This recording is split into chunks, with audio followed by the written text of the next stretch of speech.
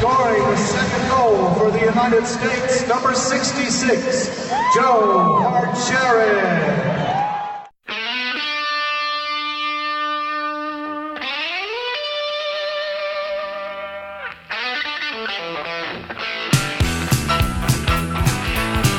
Hello, hi, how are you? And welcome to another podcast by George. And it's a thrill for me again today because we're going to be talking with pro hockey player Joe Hartsherick. And Joe and I are in one of the places that we spend a lot of time in, a hockey rink. I spend a lot of time in this rink. Joe doesn't, because he's usually traveling the world playing hockey, and he's never here this time of year. So I thought it was time maybe to do a career update with my pal, long-lost hockey buddy, Joe Hartsherick. Joe, how you doing? I'm doing good, George. Good to be here, man. Yeah, what's going on with you now? Well, I've been home for a few months now. Obviously, my latest stint was previously just in Australia a couple months ago. So, that season usually runs from, April, May through, end of August, I guess, or September. Just depends how we do with stuff. And I've been home lately, and I've been doing a lot of thinking about what's next in my life or next in my career, and I'm 30 now, obviously. Yeah, you're an old man. It's unbelievable. Well, it's just a number, obviously, but I don't feel that old, and my body doesn't. I've been lucky over the years not to have any major injuries that have set me back, but I just think that there's just so many good players out there, George, and it becomes a numbers game after a while, and I think maybe it's time that I'd start a new chapter in my life. I've been away from home since I was 16, essentially, and I think I've missed out on a lot, and I've sacrificed a lot, and I think maybe it's time to start a new chapter in my life and maybe try something different now. Yeah, and the hockey game is kind of like, I've talked on this podcast before about guitarists, about the rock musicians. Mm-hmm. Back in the 60s, the guys that are playing in clubs now, with the ability that they have and the equipment and the experience that they have, they would have been world famous back in the 60s. Oh, absolutely. But now there's so many good guitar players, so many good musicians everywhere. I mean, you can stop in your local club and see some really good performers. And hockey's the same way. Yeah. I know your game. I've seen you play. You were NHL level ability, and it wouldn't have been that many years ago. You'd have been in the NHL. But you're a minor pro hockey league. I want to clarify that right up front. That Australia thing, before I forget that, I surfed the web a little bit and I checked you out down there. They call you Hockey Joe down there. They love Joe Hartsherick in Australia. What's that all about? I first got introduced to Australia a couple years ago. It was just kind of random. Just got a phone call about maybe going down there and participating in like a couple exhibition games, and I went down there and fell in love with the place right away, and the people were just amazing. And I got in touch with one of the coaches who actually coaches in that league, and he came and watched me a few games and, was obviously impressed enough to want to bring me out for a season and see how it went. And, like I said, I love the place. It's an amazing country. It's beautiful. The people are amazing. Everything's laid back. The hockey's actually surprisingly pretty competitive. Each team gets roughly 4 to 6 imports that you can have in a season. We play maybe 28 games, so it's pretty cruisy and pretty low key. It's probably more of like a fun league, I guess, for guys like myself to come in and play in the off season and do something different rather than, come home and work camps or, private lessons, which a lot of guys do. So I loved it so much. I've been going back there for 5 years straight. So it's been an amazing thing, and I love it there, and the hockey's come a long way, and I really think there's a lot of potential down there for the future. I think you're going to start seeing more and more North American and European guys going down there because it's just an amazing experience, and they do such a great job of taking care of you down there. And they've got the fever. Oh, they do. Yeah. And it's funny because most folks are like, well, what do you mean you're going to Australia to play hockey? Like, they got footy and rugby and stuff like that. But, surprisingly enough, hockey's a small growing thing down there. And, I think when I go there and, I go to the rink and I see public sessions compared to here, there's probably 400 or 500 kids out there. Yeah. So skating compared to, what we see here, maybe, 50 or something like that on a good day. But it's incredible. They definitely have the fever, and they love it down there. I tell people that just the game of hockey kind of fits Australian persona. It's kind of, I can see that fit with those guys. Yeah. And people know that you and I are friends, so I get asked a lot of times, "Oh, where's Joe playing this year?" And I tell them, "So was he playing in the NHL yet?" Well, no, he's not in the NHL. He's not. He's over here. He's over there. He's moving around. And what I tell people is the life experiences and the travel that you've been able to do playing the game of hockey is just a wonderful thing. Take us back We're in the rink kind of where it started. I know in high school you played here, and you were an Oak Leaf, a high school player, set records here, and then went out and played junior. Yeah. And played in your home state. I played it up in Mason City, actually. So after my junior year, I had some talks with a couple of the coaches up north, because we would play Mason City, and, that team is based out of Mason City. So I think they got to see me play a lot. And actually, the coach at the time for the Mohawks, he was really, he really liked me a lot, I think, as a person, as a player. And so he really helped me, put in a good word, I guess, to those folks. And, I think Derek Elliott was up there playing at the time, and I believe Brian Spring and Brad Kruger was as well, who are a lot of great local guys that I played with back in the day, and even still in recent years. So yeah, it was amazing. Yeah. And so then you moved from junior, you played a little college hockey, yeah, and then it was into the pros. Yeah, the college game, it was a good experience. I was thankful to to play D1 for, I guess, as long as I did. It didn't work out for me maybe the way I wanted it to, but I found ways to further my career and make things work. After I left, I finished my degree online, and I think after I left Robert Morris, I think my first stint was in Texas, actually, in the CHL. Yeah. So it's been fun. It's been a great journey, and like you said, I have a ton of life experience from it, and lots of good stories, and I visit a lot of great countries along the way. So I've been really fortunate. Yeah. And so give us a thumbnail on your game. Everybody's got a little bio. Some guys are physical, some guys have good hands, some guys are good skaters. How do they describe you as a player? I think most would probably describe me as more of a skilled guy. I'm not like a guy who's going to go out and run guys over. I'm not big enough to begin with. I think more of my game is finding the open guy, and I'm able to bury the pucks when I can and I get the opportunities. So definitely more of a skilled game. I've definitely tried to make my game around that, and trying to make other people better around me at the same time too. Yeah. So.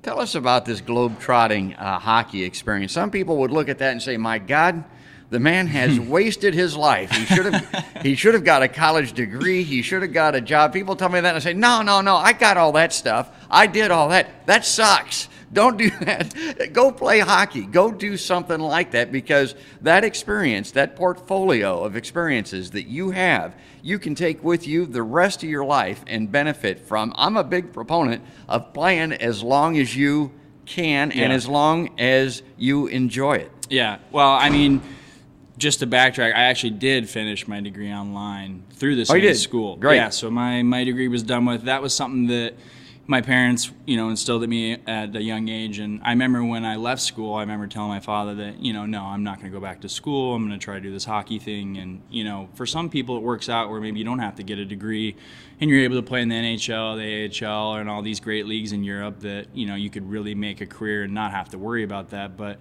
education was always big in my family, and, my mother and my father have always been so supportive, and they pushed me to finish my degree. And, looking back now, I'm really glad they did. There's a lot of people I know who are going back to school to finish who are hockey buddies of mine, or, they're trying to figure out the next chapter in their life. So I think I'm just a bit of a step ahead because I did finish that. Yeah, and, I know we all know how important getting that piece of paper is. So I'm just glad that I finished and I got that. Yeah. Well, that's great, because the way I describe it, my college degree, I don't know how much what I did in college benefited me, but having the degree would prove to employers that I was thoughtful, forward-thinking, and maybe most importantly, that I could complete something. Right. And when it comes to sports, and I was on the marketing and the sales side of corporate America, sports is very interesting because it shows that somebody is competitive. Let's say you're in a sales environment. That's extremely important to be competitive. If you're not, they'll make you that way. Oh, yeah. Well, hockey is very competitive. And like I said before, it becomes a numbers game after a while. There's so many good players. Yeah, out there, I know George, there is. And you really gotta push yourself either in the summertime or in the games or, whatever it takes to kind of get you a little bit of an edge over that next guy next to you. Right. So that'll always be a challenge for players, but that's just part of the game, I think. You know what I put on my Facebook page and I think I put it on my LinkedIn page too when it comes to business. I tell people that business is like sports.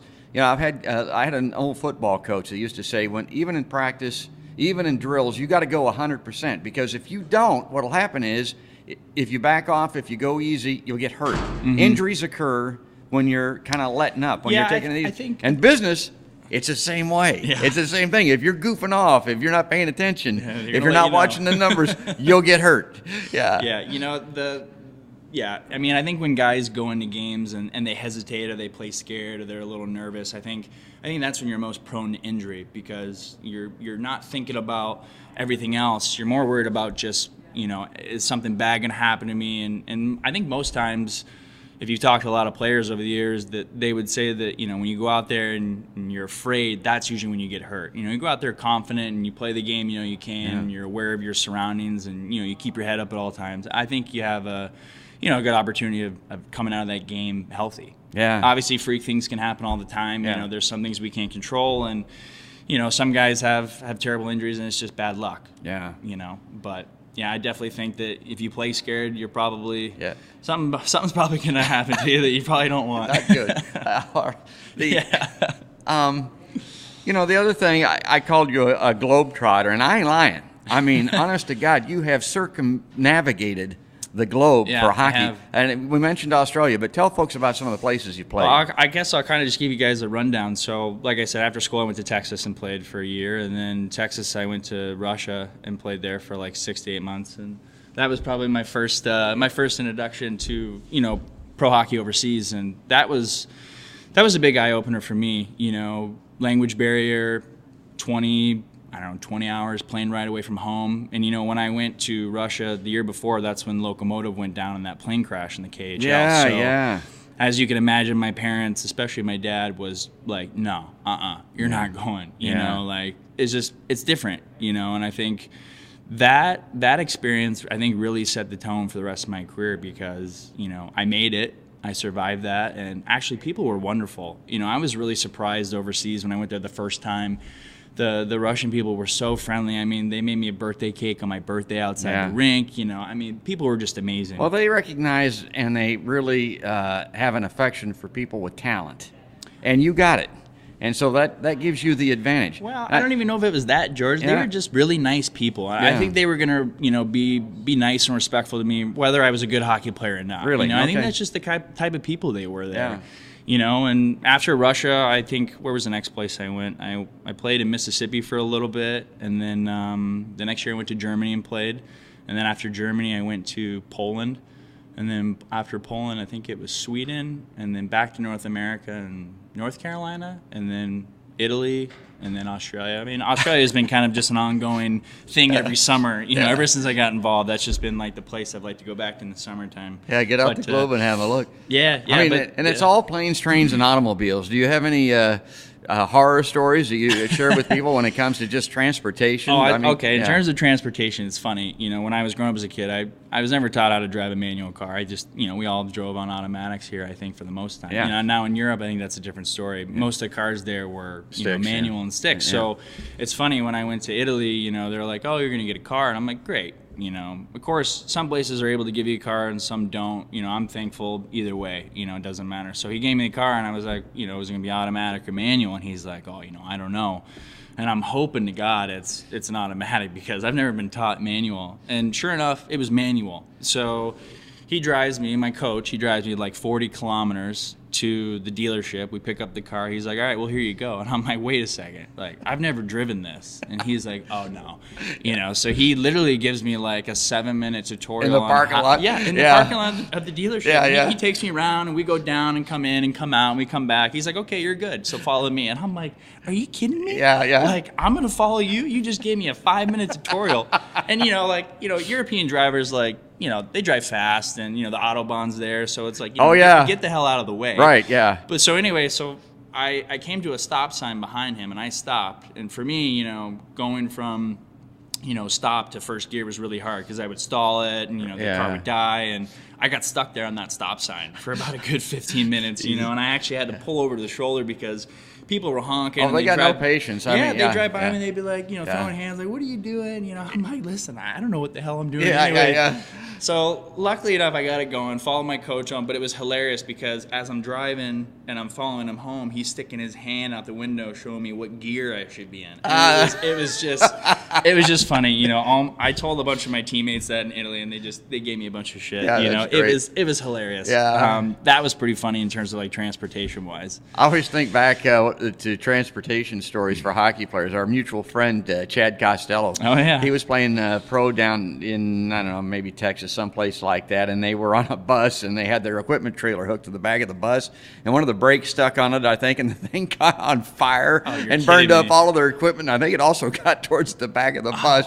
And then I remember somebody saw the online or the description. They interviewed one of the players on the bus, and they said, yeah, that thing that behind the bus caught on fire. I mean, it was the guy. It's a trailer, dude. I mean, that thing behind that white thing behind the bus. That's what he called it. Did he know? Yeah. Like, how did that even get on fire? Yeah. I've never heard anything like that. Well, the brakes. They got hot and they burned up the whole. Okay. Yeah, they burned up the whole trailer. There's been a lot of stories, you know, with buses over the years. Yeah. You know, with myself and other guys, where you know the bus has either been sideswiped or well, and it's tragedy gone. up in Western Canada. My God, those. Well, that too. Yeah. You know, I mean, it's just awful, and you know, and you just never know. You know, with some of these road trips that they have in minor hockey, they can go from 10 to 24 hours to 28 hours. You know, Right. it gets to be kind of insane. You know, but it's hard to fly because it's just so expensive when you have all these guys. Right. You know, so travel's the easiest way. And, you know, we're a lot of us are blessed with these amazing buses that are sleeper buses, and they've got like 24 bunks and TVs, and you feel at home. But you know, I remember just some of the stories, you know, with a couple of my buddies in North Carolina. We'd be sleeping, and all of a sudden we'd feel the bus maybe ease off the road, and we're just like, you know, stay on the road, Dano. Yeah. You know, yeah. I mean, you know, we laugh about it, but you know, a lot of that stuff happens. And in Russia, you probably had the world's longest road trips. Oh man, George. I mean, it was, you know, I was all the way far east. I was probably closer to China than I was actually Moscow. Like I was literally in Siberia, per se. You know, so it was freezing cold. But yeah, so my plane ride was like, you know, Des Moines to JFK to Moscow, and then I hopped on this little rinky-dink plane for another 6 hours to Angarsk, where I was playing. And I tell you, that was a long trip. Yeah. You know, and that plane was kind of sketchy in itself. But the travel, when I did play games, we had to fly everywhere because we were gone. I remember my first road trip, I think we went to Tver, and that was somewhere just outside of St. Petersburg. But I took like a 4-hour train ride with a few guys. It was weird. They split us up. Like a few guys did train, a few guys flew. And then we met up in St. Petersburg, and then we all hopped on this bus and rode another 12 hours to where we were going. I mean, it takes a toll on you, and a lot of times we have to leave early in the week, you know, and stuff like that. But it's a lot of travel. Yeah. You know, and it really does affect your game if you don't stay hydrated and you don't get proper sleep and nutrition and things like that. It can really set you back. And it's hard. It becomes a grind. You know, I think a lot of guys would agree that, you know, when there's a lot of travel or if it's a long season, it really becomes a long grind for guys. Yeah. So I don't know that you're on the part of your career where you're going to sit back and be like an old gummer and reflect on days gone by. But looking at the route that you took to get you where you are today, if you're talking to a younger player, somebody that thinks, well, you know, do I want to do that? What would be your recommendation? Is that?